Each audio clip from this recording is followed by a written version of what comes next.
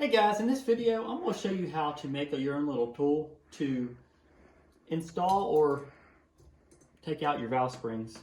And what this is just like a little piece of pipe, and I cut some notches in it. And then you just need a C-clamp. This is just a 4-inch. You can use a bigger one if you want. And so how it works, you just take your little piece like here with notches in it, set that on top of the valve spring, just like this, and the other side just goes on the bottom down by the valve. As you can see, just got to get it all centered up.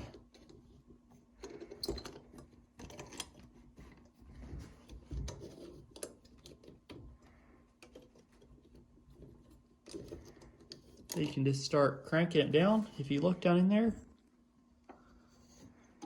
is just squeezing it shut, and then you can reinstall these little guys, and that's pretty much it.